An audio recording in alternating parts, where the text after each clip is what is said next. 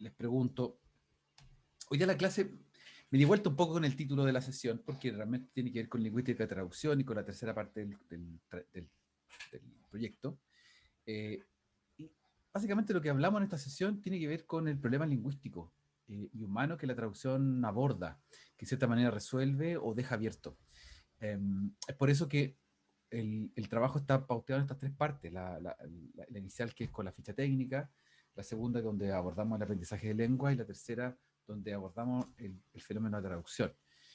Si bien es cierto que los cursos de traducción ustedes van a verlo, lo están viendo y van a verlo después con mucha más profundidad, hoy tenemos una buena instancia para generarle a ustedes un marco de trabajo y un marco de discusión sobre lo que es la lingüística y la traducción. Yo espero que cuando ustedes se vayan de este curso, lo cierren en la carpeta, el archivo, guarden, pongan comprimido y lo metan en su disco duro. En ese momento, cuando estén haciéndolo, vean que la información y las discusiones que tuvimos, a pesar de la distancia, a pesar de que nunca va a ser lo mismo la discusión de cerca, con todas las particularidades que tiene una conversación humana interpersonal, a distancia no es lo mismo. Ojalá que puedan también, les quede como el dato de una buena instancia para reflexionar en torno a la traducción y puedan ver con más perspectiva la dimensión de la lingüística, cómo la lingüística les va a aportar. Ya, bien, se va sumando gente, más gente. Dante, viene Dante, wow, qué honor, Dante. Hace tiempo que no contábamos con tu presencia, Dante. Un gusto verte, o sea, ver tu nombre. Bien, pregunta antes de empezar. Nosotros estábamos revisando la clase anterior sobre el segundo punto, sobre lo que tiene que ver con el aprendizaje de lengua. Cuéntenme, ¿cómo les ha ido con esto? ¿Tienen preguntas sobre la formulación de la lección, sobre la lección del audio, ficha técnica? Cuéntenme, porque esto es súper importante. ¿Cómo les ha ido, en el fondo, cómo les ha ido con el trabajo hasta acá? ¿Qué dudas tienen? Porque me han llegado algunas dudas por correo, entonces también a lo mejor hay algunas otras dudas que de ustedes en particular, de cada grupo. Profe, Mm, ¿escucha? Te escucho perfecto. Ya. Lo que pasa es que yo con mi compañera ya elegimos el tipo de estrategia que vamos a escoger Bien. y una complementaria. ¿Qué lengua estabas haciendo tú? Y para el griego, Ah, verdad. griego moderno. Sí, Y elegimos metalingüística y la otra es socioafectiva, social afectiva. ya. Bien. Eso es lo que ustedes están viendo como elemento para empezar un Y proceso. lo siguiente era que había que desarrollar como una lección de aprendizaje. Sí. ¿Tienes dudas sobre eso? Y en esa yo tengo una pregunta. Dime. Si ¿cuánto es lo que se detalla en la lección de aprendizaje? Porque yo elegí el método gramático y el otro es de funciones, a ver,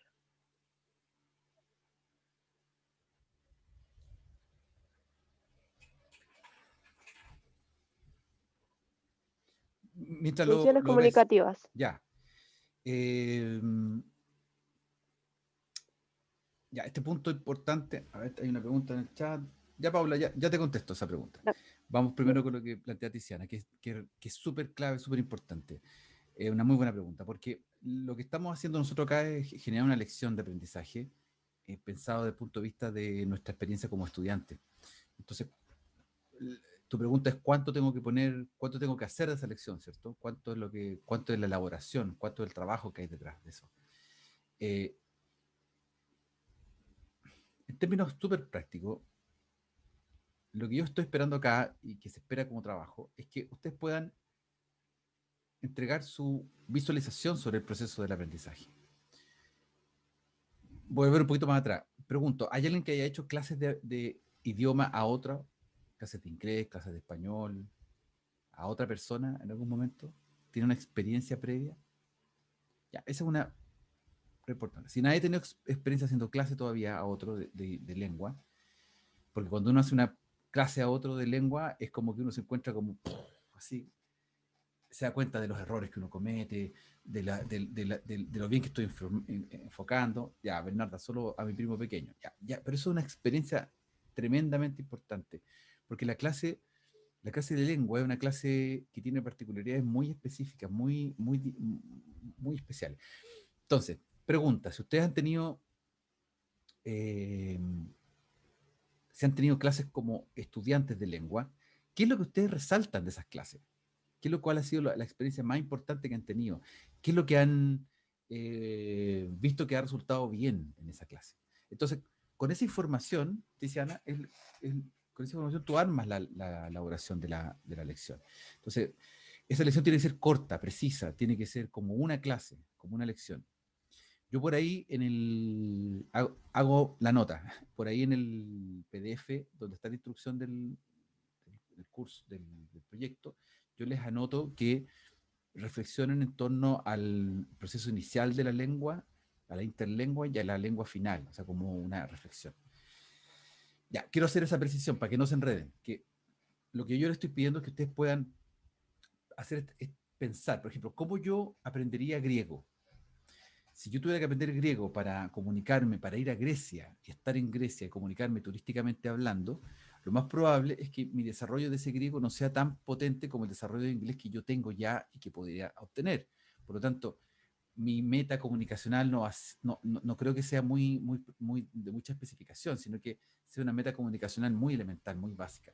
Por lo tanto, mi aprendizaje de griego, Tiziana, yo lo plantearía como quiero aprender oraciones simples, nada más. Quiero saber saludar, despedirme, entrar a un hotel, pedir cosas, porque quiero familiarizarme con la cultura. Si después tengo una conversación con alguien, con un griego, sobre la vida, a lo mejor lo hago en inglés, mejor. Entonces, si yo quisiera aprender lengua griega con una expectativa de una comunicación muy básica y de oraciones simples, entonces, ¿cuál sería la lección inicial que yo tengo que plantear? ¿Sí? ¿Me siguen? Entonces, para eso, la estrategia de aprendizaje para mí sería, por ejemplo, sería cognitiva, supongamos. Después, la elaboración, la lección misma de aprendizaje, voy a ir eh, ahí, a ese punto que estábamos viendo ahí la semana anterior. A ver, yo creo que me serviría harto traducción gramatical al inicio, porque la traducción gramatical, si bien es cierto, la traducción gramatical tiene muchos contras, que no me permite la fluidez comunicacional que tiene la enseñanza comunicativa. Tal vez para mí, por mi bagaje como estudiante de lingüística, me va a ser sencillo entender la gramática inicial del griego y con eso voy a complementarlo con el método audiolingual. ¿Por qué?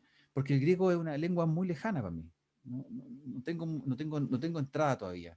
Por eso me parece que esa va a ser la mejor forma de aprender. A diferencia de si quiero aprender francés, en que lo más probable es que como tengo una interferencia positiva en términos de gramática francesa, ¿para qué voy a hacer traducción gramatical? Mejor me meto al tiro inmediatamente incorporo un método de ciencia comunicativa con una asistencia audiolingual para poder entender fonemas, entender cierta pronunciación que no tenemos en el español. ¿Sí? Con eso respondo tu pregunta, Tiziana, y para los demás les da Sí, una pista. quiero igual ponerle más o menos lo que yo entendí. Dale. Por ejemplo, yo elegí la gramática, em, elegí la función, el método comunicativo como para reforzar lo que no tiene la gramática. ¿Ya? Y lo que hice yo para el modelo, para aprender la lección, era, por ejemplo, lo que más me concentré fueron oraciones declarativas. Por ejemplo, lo que es negativo, declaraciones negativo, positivo, interrogativo y los tiempos y algunas como expresiones normales, así como buenos días, buenas tardes. Ya. Pero esas expresiones igual las tengo que escribir o solo las tengo que nombrar. Esa es mi Nombrar. pregunta, Nombrar. que igual a la de Paula, que cuánto Exacto. el... Nombrar. Nombrar. Exactamente. Paula pregunta, la lección de aprendizaje, ¿cómo tiene que ir en cuanto a formato y redacción? Claro, formato, lo que acabamos de contestar, que más bien nombrar, porque yo no le estoy pidiendo un plan pedagógico exhaustivo. Ya el plan pedagógico uno hace, pone todos los contenidos, pone toda la metodología, una cuestión súper exhaustiva.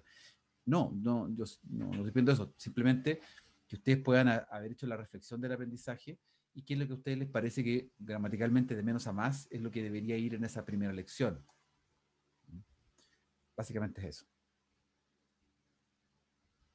Ya, Renato es Alonso, sí, Ok. bien. Y el formato, Profe, tal vez, Paula, decía sobre el formato, ¿algo más sobre eso, sobre el formato?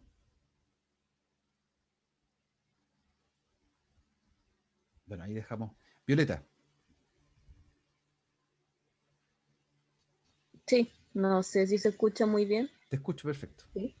Ah, ya. Ahí está Sí, Renato riéndose. perdón por preguntar de nuevo, pero entonces la lección de aprendizaje sería como, no sé, poner paso uno, aprender a través de la traducción gramatical los, no sé, pronombre, adjetivo, así como ejemplo. Paso dos, así como ir enumerando. Eso es como Claro, la... claro, pero ojo, como es una lección inicial, piénsalo de la siguiente forma. En una lección inicial, yo no puedo aprenderme todos los pronombres, todos los adjetivos. Tal vez me pueda aprender un grupo de sustantivos básicos. Voy a inventar. Mascotas. Vamos a la primera lección para familiarizarnos con la lengua. Vamos a hablar de las mascotas, el perro y el gato. Entonces vamos a ocupar dos sustantivos y vamos a ocupar cuatro adjetivos para hablar del calificar el perro o el gato. Perro grande, chico, eh, gato grande, chico, etcétera. Y vamos a ajustarle un artículo definido a cada uno. Esa es la primera lección. Y sobre eso vamos a escuchar algunos audios sobre cómo se pronuncia, siguiendo la lógica de lo que le comentaba a Tiziana sobre el griego, como una lección súper, súper elemental. Entonces yo voy a nombrar esos elementos con los cuales voy a trabajar en la lección y cómo lo hago de menos a más. Entonces el resultado al final de la lección es que yo voy a lograr identificar una oración simple, perdón, una frase, ni siquiera una oración, una frase donde hay sustantivo con un adjetivo al lado a la derecha. Y ustedes también pueden decir que en términos, puedo justificar que en términos de universal lingüístico eso es fundamental para poder aprender, poder entender cómo funciona una lengua desde el punto de vista de una frase nominal.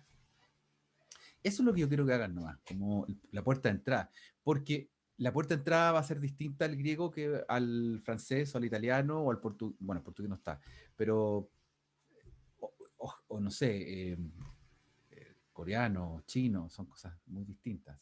¿Cómo sería la puerta de entrada? Paula dice, ¿tiene que ir dirigido a una tercera persona o es como nosotros aplicaremos este método? Sí, nosotros aplicaremos este método, sí. Porque la pregunta de ustedes, como estudiantes de lingüística, ¿qué es lo que ustedes harían en una lección de aprendizaje? ¿Cómo ustedes elaborarían una lección de aprendizaje para, para empezar a aprender?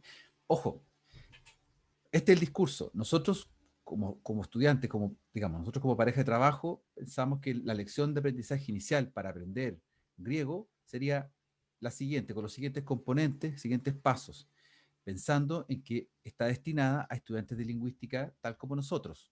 Ojo con eso, no estamos pensando en un niño chico ni en una persona que no tenga nada que ver con lengua. O sea, estamos pensando en que estamos haciendo una lección, no sé, esta lección de griegos funcionaría súper bien para Camilo y Dante.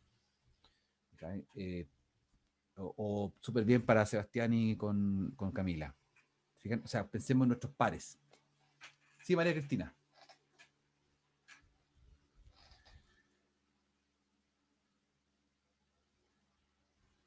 No, porque el libro de Crystal, cuando dice capítulo 67, ¿a eso te refieres? Esos son los elementos con los que tú vas a trabajar en la lección. O sea, tu lección va a estar, el encuadre de tu lección va a tener una estrategia, eh, va a tener un método específico y eso es lo que te va a pautear la lección. O sea, reitero, si yo tomo el ejemplo del griego, que voy a trabajar o frases simples, eh, y voy a van a ser estos los pasos de la lección, vamos a primero presentar esto, después vamos a escuchar, después vamos a repasar, vamos a escribir un par de cosas, vamos a aprender a escribir perro, gato y los adjetivos. Entonces, eso se condice con un método que de fondo, que puede ser un método inicial audiolingual, porque si bien no es comunicativo, sí me permite afianzar una estructura básica fundamental. Voy a escuchar cómo suena y voy a leer cómo se escribe ese primer elemento. ¿Ya? O sea, es una integración. No es que yo le esté diciendo, primero hagan esto, esto, otro, es como responder preguntas, sino que la información que ustedes tienen acá les permite organizar un plan de una lección con la estrategia, bien digo, con la idea de gramaticalización de menos a más y con esta aproximación, este método que ustedes van a escoger de fondo. ¿Ya? ¿Alguna otra pregunta?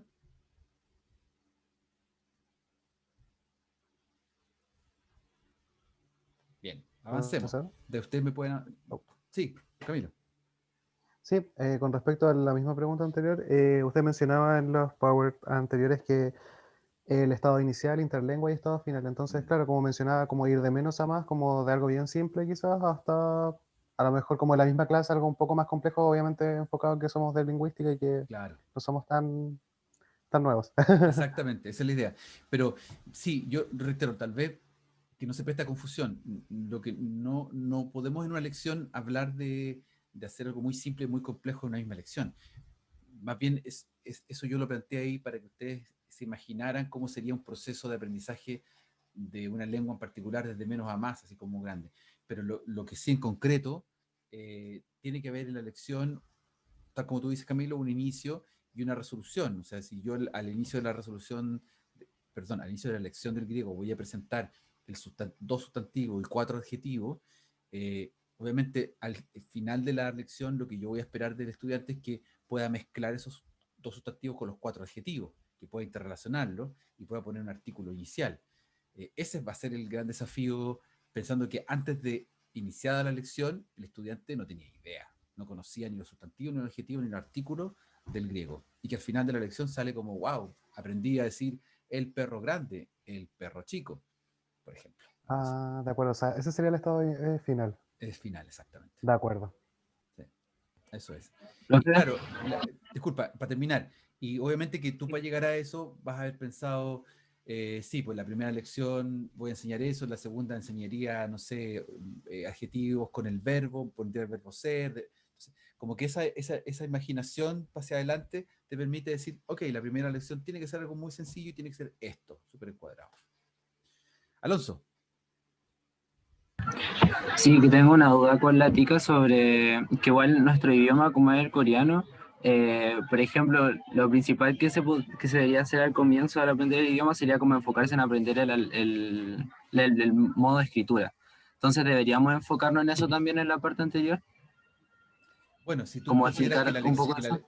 que la lección inicial tiene que ver con la escritura, yo pondría un elemento de escritura, tal como en el griego, porque si el griego, vuelvo a ese ejemplo, si voy a poner perro, gato, lo pongo en transcripción fonológica, ok, pero estoy aprendiendo griego, entonces me gustaría saber cómo funciona. Entonces voy a poner la palabra perro en griego y la palabra gato en griego. Obviamente, le estoy poniendo muchos elementos de escritura en la lección. Va a ser difícil la lección, va a terminar súper difícil con eso, pero tengo que ponerlo, tengo que mencionarlo, porque tengo que familiarizar al estudiante con aquello. Así que si tú tienes una lengua cuyo alfabeto es distinto, tienes que incorporarlo, bueno, desde la primera lección tendrás que incorporarlo, pero no solamente como un alfabeto solo, desprovisto, no como una carcasa, sino que tiene que ser ya el alfabeto puesto en una palabra de verdad, cosa que para uno como estudiante sea un choque, así oh, wow, entré a una lengua nueva. ¿Ya?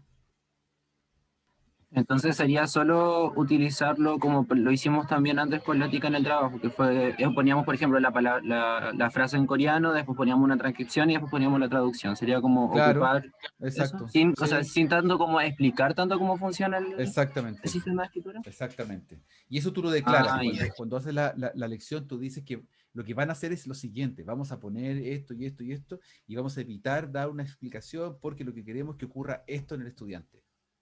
Ya comprendo. Yo quiero que ustedes Gracias. verbalicen por escrito esa reflexión que están haciendo sobre cómo están abordando esta lengua, que es lejana, que tipológicamente tiene mucha cercanía a nuestra lengua, porque es lengua, pero tiene cosas especiales. Y esas cosas especiales que ya tú mencionaste en la primera parte, la ficha técnica, van a cumplir un rol importante en esa lección que tú vas a elaborar en esta parte. Paula muchas dice, gracias. ya, Alonso. Profe, en cuanto a la estructura del trabajo en sí, cada punto tiene que ir como un subtítulo. Cada punto como un subtítulo. ¿Te refieres a esto? Así, 2.1, 2.2. ¿Sí? Sí.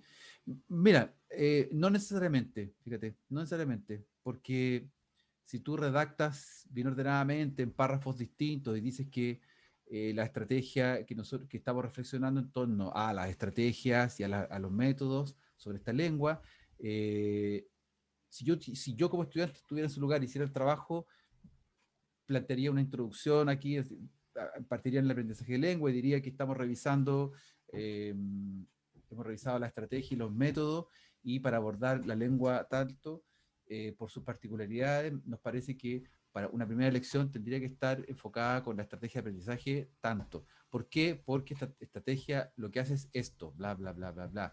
Y luego, para armar la lección, me centraría en el método tanto, porque permite que bla, bla, bla, facilita. También me apoyaría con la segunda, con el método tanto, porque tiene tales facultades que permite que el estudiante también enganche de tal y cual manera. Estos son los elementos gramaticales que veríamos, y la lección sería como el paso a paso. ¿Sí? Eso es. Bueno, está grabado, así que por si lo quieren después revisar. Pero esa es como la forma de hacer la reacción. Me parece que yo lo haría de esa forma. Bien, ese video que lo vimos en una clase anterior, al final de una clase, no le dieron ni pelota en ese momento, perdón la expresión, pero ese video tiene, ojalá algunos sí, pero bueno, está acá, con su link. ¿Por qué lo dejo de nuevo? Porque es un video que les permite también razonar sobre el nuevo aprendizaje, sobre las nuevas maneras de aprender la lengua. Me gusta mucho este video porque este autor hace muy buena síntesis de las razones para aprender una nueva lengua que les puede servir para esa parte. Ok, después hay una reflexión interesante sobre la traducción y la interpretación. Nosotros no hemos visto traducción ni interpretación, perdón, no hemos visto interpretación. Interpretación es todo un mundo nuevo. Yo creo que ustedes lo deben haber visto en discusiones, conversaciones con sus profesores de traducción. Piense que la interpretación es algo a lo que ustedes van a llegar tarde o temprano, de manera tangencial o no, porque el mundo de la traducción e interpretación, a pesar de ser mundos como mundos paralelos, como que podrían no tocarse nunca, hay un intercruce. Y es como entrar en otra dimensión, porque la interpretación, por supuesto, tiene otros elementos. No obstante, hay muchos traductores que han pasado a interpretación y intérpretes que han pasado a traducción, por razones de trabajo, de contexto, o simplemente por gusto. Ustedes deben conocer, deben haber tenido clase con Alejandro Contreras, con Andrea Gallardo. ¿Conocen a Andrea Gallardo, la profesora? Por ejemplo, No. Andrea Gallardo, por ejemplo, es una profesora que es como, o sea, yo la conocí hace hartos años atrás y era súper, hiper buena traductora, trabajaba en eso, y de repente apareció la interpretación, ya le gustaba, pasó un mundo de la interpretación y ya tiene una empresa de interpretación con Alejandro. Y trabajan súper bien en eso, son dos mundos que pueden coexistir muy bien. Piensen en lo que está ocurriendo hoy día. O sea, se anunció dentro de todas estas calamidades en el mundo que vivimos, y dentro de todos estos mensajes distópicos de que estamos en un mundo controlado no sé, hay un montón de información que se puede conversar sobre eso. En el primer mundo están pasando cosas, muchos choques, muchos cambios, mucho. Para nosotros, como estamos tan lejos, somos una provincia tan alejada del primer mundo, lo que nos va a llegar, que puede ser beneficioso, son muchos millones de dólares de inversión de empresas extranjeras que van a poner data centers por todas partes, van a poner mucho trabajo, muchas lucas en infraestructura, muchas lucas en proyectos de desarrollo de información, de transformación de información, de transmisión de información, de comunicación, de nuevos negocios, etcétera, etcétera. Y eso les va a permitir a ustedes tener mucho trabajo. O sea, cuando conversamos en otras clases que la comunicación está ligada a la lingüística, y la lingüística a la traducción, ese tramaje es algo que no se va a cortar. Por lo que he estado leyendo y todo, me parece que no sé si vamos a terminar toda la vida haciendo algo. Me parece que no. O sea, la vida tiene muchas vueltas y yo creo que ustedes van a tener siempre mucho trabajo en esas dimensiones, esas áreas. Se va a requerir mucha gente, cada vez más, bueno, para qué decir en la interpretación como en el negocio del día a día, pero en traducción, en manejo de información, en comunicación y todo lo que tiene relación con desarrollo de ideas, de negocios, en marketing, en trabajo con clientes, en trabajo de desarrollo de nuevos negocios, hay mucho que hacer y muchas oportunidades para ustedes. Bueno, dicho esto, quiero recuperar también, para abordar en la tercera parte del proyecto, este video que vimos en algún momento también en clase, y este sí yo creo que lo vieron con más atención porque era un video que estaba al principio del curso y yo lo usé poco para darle la instrucción, el puntapié inicial y generar una motivación a lo que íbamos a ver durante el trabajo. Pero ahora yo espero que lo vean con ojos distintos, porque ya pasamos el curso. Ya tocamos varios temas de los que están acá en este video y quiero ver qué les pasa con esto. How is it that so bien? many intergalactic species in movies and TV just Sí. happen to Sí. speak perfect English? The short answer is that no one wants to watch a starship crew spend years compiling an alien dictionary.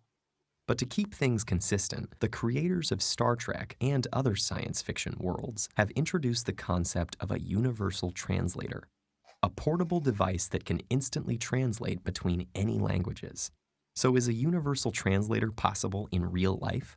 We already have many programs that claim to do just that, taking a word, sentence, or entire book in one language and translating it into almost any other, whether it's modern English or ancient Sanskrit. And if translation were just a matter of looking up words in a dictionary, these programs would run circles around humans. The reality, however, is a bit more complicated. A rule-based translation program uses a lexical database, which includes all the words you'd find in a dictionary and all grammatical forms they can take, and set of rules to recognize the basic linguistic elements in the input language. For a seemingly simple sentence like, "The children eat the muffins," the program first parses its syntax or grammatical structure by identifying the children as the subject and the rest of the sentence as the predicate, consisting of a verb, eat, and a direct object, the muffins. It then needs to recognize English morphology, or how the language can be broken down into its smallest meaningful units, such as the word muffin and the suffix s, used to indicate plural. Finally, it needs to understand the semantics, what the different parts of the sentence actually mean.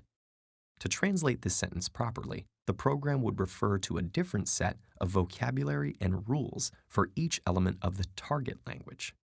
But this is where it gets tricky. The syntax of some languages allows words to be arranged in any order, while in others, doing so could make the muffin eat the child. Morphology can also pose a problem.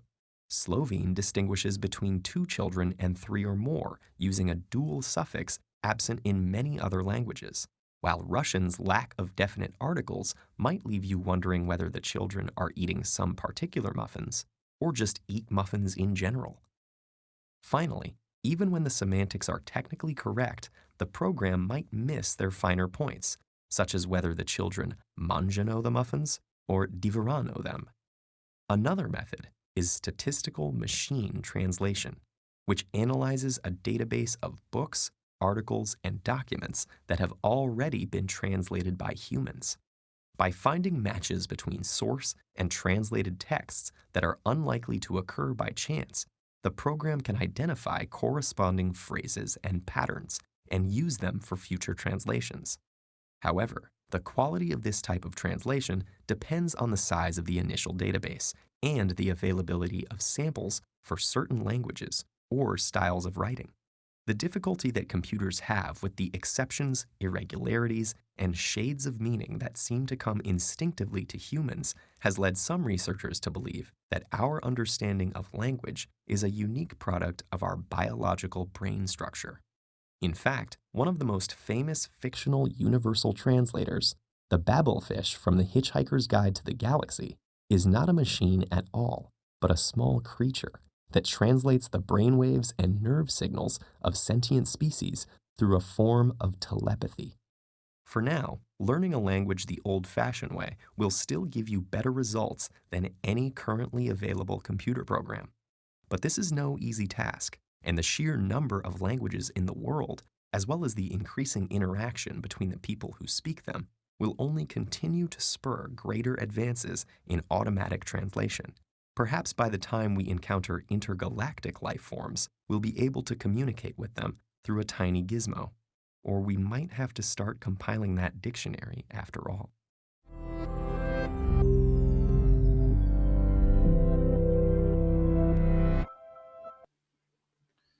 Bueno, ahora que el gobierno de Estados Unidos liberó los documentos que acreditan, que evidencian las investigaciones sobre los UFOs, tal vez no sea el día muy lejano en que podamos contactarnos con aquellas criaturas, seres del espacio. No, dejando la trivia a un lado. Te digan que este video ahora sí comprende, resume lo que hemos visto durante el curso, o sea que a partir de esta reflexión encapsulada en este video cortito, están los temas, o sea, uno va profundizando en los grandes temas de la lingüística y la traducción hoy en día, y que están compilados de alguna manera en estos 3 puntos del trabajo final. Mayoritariamente hablando en cuanto al trabajo que hicimos en la aproximación a los estudios lingüísticos desde el punto de vista genético y tipológico, que son el gran entramado de la lingüística contemporánea, la gran misión. Bien, ¿algún comentario sobre esto? Ahora viéndolo con otros ojos, lo del traductor automático, la conformación de la lengua, la reflexión sobre la traducción.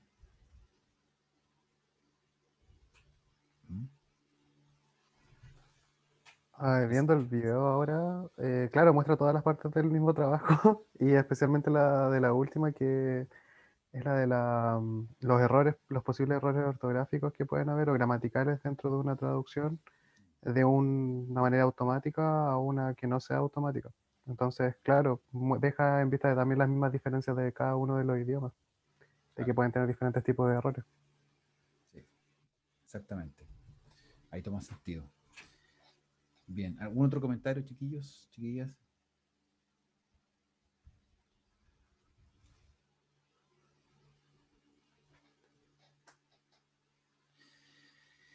Bueno, la conexión que tiene entonces esta reflexión sobre cómo las lenguas existen, son su naturaleza, cómo el ser humano las trabaja, las procesa, las usa para conversar, las usa para comunicarse o para descomunicarse, cómo podemos facilitar ese entorno de comunicación de unos a otros, está dado también por casos muy, o sea, toda esta discusión que puede ser un poco más, digamos, etérea, digamos, para algunas personas que no, o ciertos, digamos, intereses que no visualizan la importancia del trabajo lingüístico muy pormenorizado para dar con procesos de traducción, etcétera.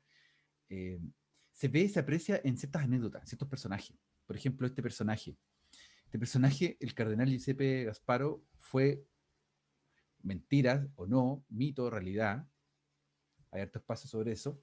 Lo importante es que su figura desde el punto de vista mítico igual funciona como un ícono, ¿ya? Un ícono del traductor políglota. Es como que tiene el 3x1. Es como que él, la historia de él, como un cardenal, una persona que hablaba fluidamente lenguas, que aprendía rápidamente lenguas, que podía traducir muchas lenguas. Wow, deja como... O sea, si existe esto, ¿qué soy yo? Nada. Mejor jubilo al tiro. Me dedico a cualquier otra cosa. ¿Ya? Por eso digo, desde la fantasía y la realidad, de la construcción del mito, bueno, da lo mismo. ¿Por qué? Porque igual nos encontramos con esta gran discusión del gen de la lengua, de la habilidad, de la competencia, de la predisposición a aprender lengua. Es muy probable que un personaje como este, que se haya dicho que era un gran políglota, debe haber tenido una memoria a corto plazo tremenda. O sea, debe haber aprendido frases, oraciones simples, frases simples, contextos comunicacionales simples, de una manera así, rápido, con una memoria tremenda, y debe haber generado, o sea, sin computador, sin anotaciones, nada, una memoria para poder imaginar, figurarse hablando en distintas lenguas. Bueno, un talento maravilloso. Y la gran hazaña de él, que citada en las fuentes que en algunos casos se dice, no sabemos si es cierto o no, pero esto de que un día se encuentra con un par de prisioneros y que de la noche a la mañana literalmente aprende a comunicarse con ellos en las distintas lenguas. Bueno, acá está entonces, los 3x1, las lenguas, la habilidad para comunicarse, la capacidad de ser bilingüe, la capacidad de traducir y de gustarle el flujo de la traducción como una actividad, como un proceso, como una misión. ¿Ya?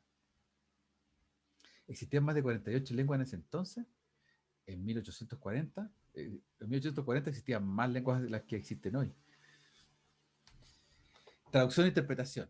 Bueno, la traducción e interpretación, aquí yo lo dejo como una idea general de lo importante del rol de cada una. Fíjense que si nosotros planteamos que el rol de la traducción es romper barreras de una lengua fuente a una lengua meta, entonces nos encontramos con que se justifica plenamente el hecho de que nosotros estemos acá conversando, socializando, discutiendo sobre la importancia de, primero, un elemento primordial es la traducción es la transferencia de datos. Eso es súper importante en cualquier proceso traductorial. Pero también tiene procesos humanos, netamente. O sea, hay una razón humana, un sentimiento humano de querer viajar, querer vender algo, querer estudiar, querer generar políticas idiomáticas, políticas de gobierno, acuerdos, convenios, que necesitan ser traducidos para poder ser entendidos, comprendidos, asimilados y aceptados. Todo eso hace la traducción. En todas esas grandes misiones está metida la traducción y la interpretación.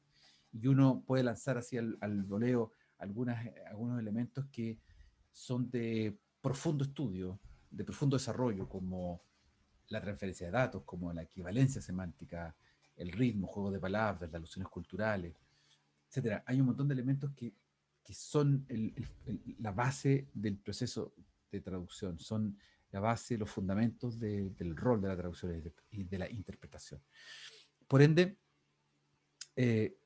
cuando hablamos de traducción e interpretación, llegamos a esta tercera parte del proyecto en que uno se plantea irremediablemente si la traducción automática es la solución a todo y si nos vamos a quedar fuera o no de esto. La pregunta ¿es capaz la lingüística, la inteligencia artificial y la computación entregar la traducción perfecta? Esa es la gran pregunta. Y es una pregunta que no podemos resolver hoy día, pero que sí la podemos abordar de distintos aspectos.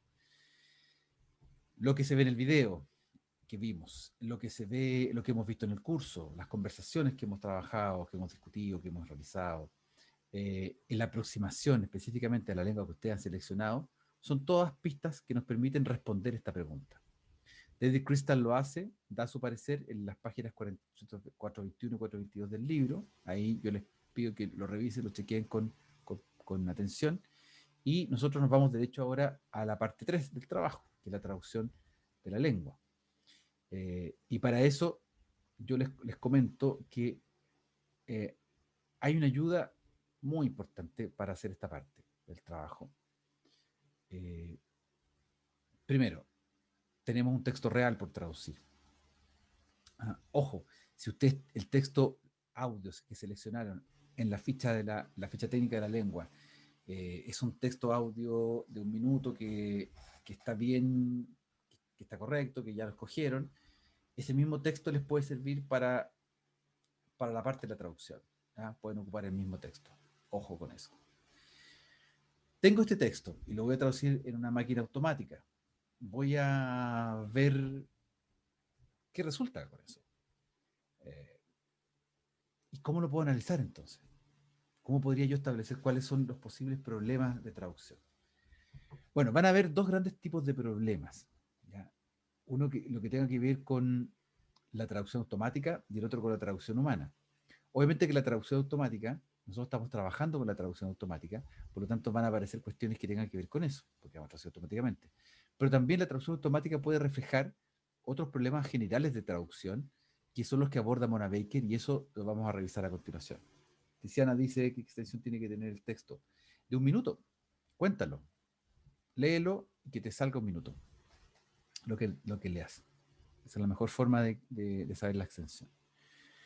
Mona Baker. Mona Baker es una lingüista egipcia muy renombrada, muy reconocida. Sí, eso, Tiziana. Bien. Es habitual eso de contar, cuando uno quiere saber cuánto es la extensión de un texto, el minuto, contarlo leyéndolo es a la segura. Cronómetro, lectura, pausa, que se entienda cada letra, cada palabra, y ya llegas al minuto. Mona Baker es súper importante porque ella conecta, acá les dejo links para que la conozcan un poco más. La importancia de Mona Baker es que ella es una traductora y lingüista. O sea, ha trabajado en las dos dimensiones. Ha trabajado como traductora, súper traductora activa, y está trabajando en eso y le permite investigar los temas que aparecen ahí en el párrafo penúltimo. Y también ha trabajado en lingüística, como una lingüista que le ha permitido investigar los fenómenos de la lengua. Entonces, cuando ella saca libros o edita libros, ha editado varias enciclopedias sobre grandes temas de la traducción y la interpretación. No alcanzamos a ver eso en este curso, lamentablemente. Hay varios temas que ella toca. Y en este capítulo, que está acá, en la página 21, yo tengo acá el libro a la antigua, que tengo impreso. En la página 21 dice Common Problems of Non-Equivalence 2.3.2.1. Ella da ejemplos de conceptos, o sea, da ejemplos, nombra problemas comunes en la falta de equivalencia a nivel de palabra, o sea, de oración simple o frase simple, que es donde estamos trabajando nosotros. Y no solo los enumera, sino que además pone ejemplos sobre eso. Y la gracia de esto es que no solamente está pensado desde el punto de vista de las lenguas más comunes habituales para nosotros, como que fuera inglés-español o, no sé, francés-inglés, alemán-inglés, que son como las grandes lenguas sobre las que se ha hecho trabajo sobre problemas de interferencia en traducción. No, ella lo que hace es tomar ejemplos de distintas lenguas y los compendia en 11 grandes problemas que son comunes universalmente a las lenguas. O sea, por lo menos las lenguas con las que ella ha trabajado, que han sido hartas lenguas. Y pone 3 conceptos que son, los 3 primeros son como de los más recurrencia o mayor prioridad, o digamos mayor aparición, así como shock, así como te aparecen. Primero, los conceptos culturales específicos. Segundo, los conceptos de la lengua fuente que no están lexicalizados en la lengua meta. Y tercero, la palabra de la lengua fuente semánticamente compleja. ¿Qué quiere decir esto? Que si yo estoy estudiando el chino o el coreano o el japonés y me encuentro con un concepto culturalmente específico, o tal vez el rumano, me encuentro con un concepto culturalmente específico que no lo puedo traducir en mi lengua, porque es difícil, hay que como que dar una vuelta, un circunloquio para poder... Ya, perfecto. Ahí nos encontramos con un problema que es muy habitual. O cuando la palabra que se está nombrando en esta lengua que quiero traducir no tiene significado acá. Muchas veces ocurre que en las traducciones automáticas, cuando aparecen palabras complejas o semánticamente complejas, más que, porque la palabra a veces existe, pero más bien existe y existe con complejidad. Entonces el traductor no logra entender eso, porque tiene mucha complejidad la palabra en el contexto en el que se está pronunciando. Ahí estos son los 3 clásicos problemas heavy, así, de la falta de equivalencia.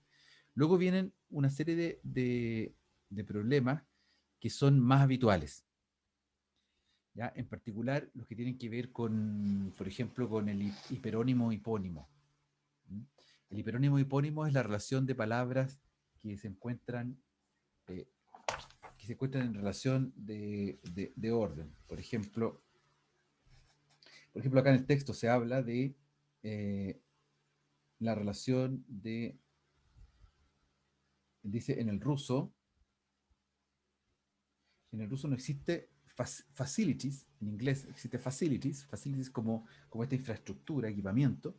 En el ruso no existe la palabra facilities para hablar de esta infraestructura, equipamiento, servicio, etc. Entonces, el superordenado, el superordinate, o sea, el concepto genérico, en el ruso no existe. Por lo tanto, ¿cómo lo voy a traducir del ruso? ¿Cómo en el ruso voy a traducir ese concepto facilities del inglés?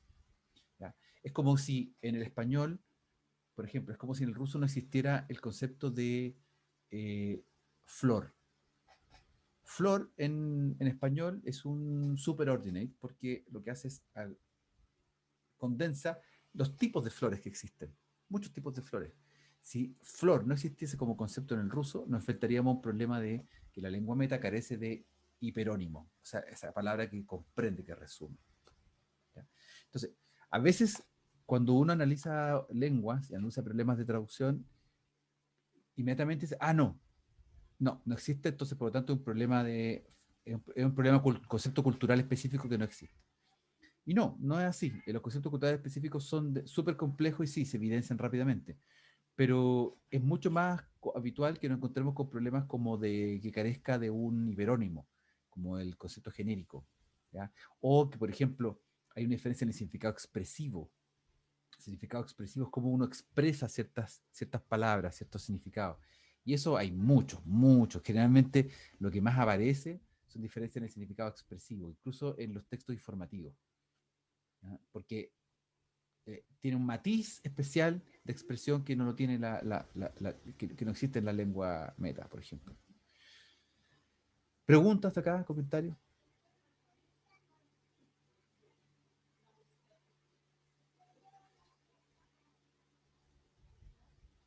Hasta aquí por lo menos todo claro, pero la pregunta es, ¿cómo lo vamos a aplicar al trabajo?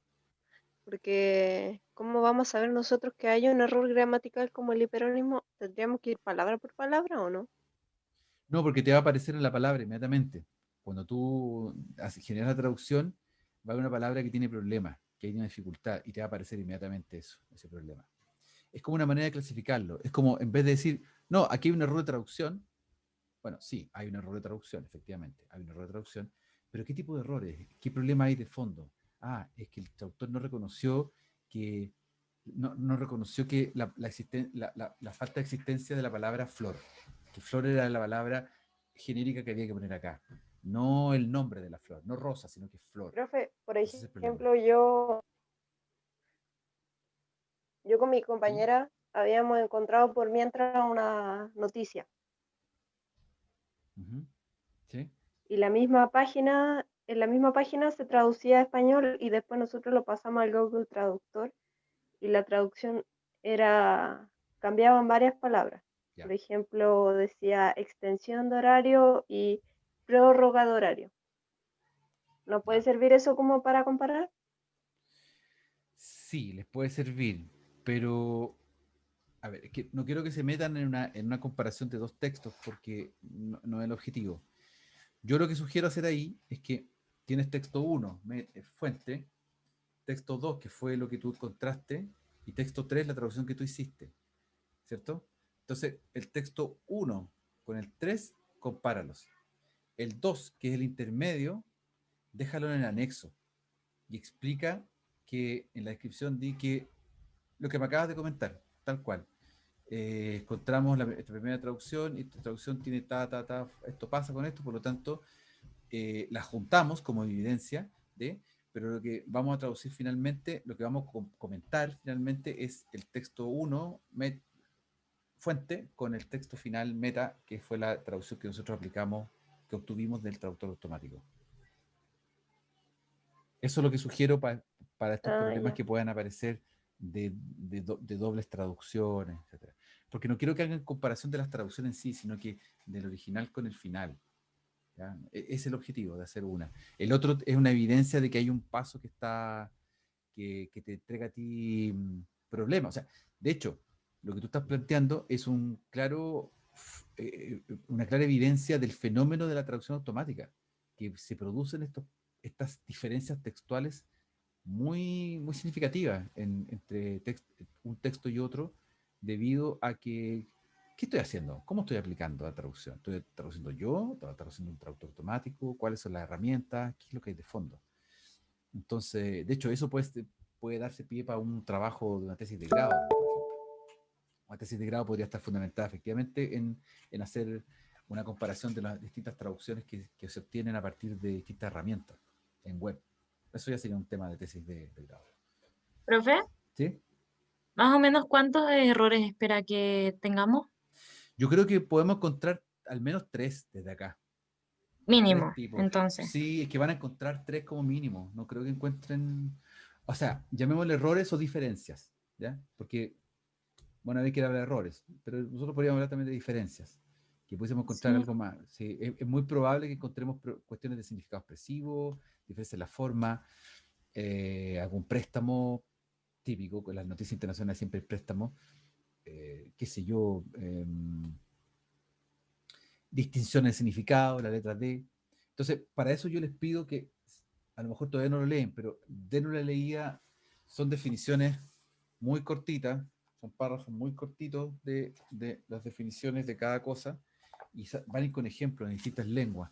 Entonces, basta una leída de eso y van a quedar súper claros en los errores que plantea Monabaker, ¿no? Y además ella es súper clara para explicarlo, entonces vale la pena. Sí.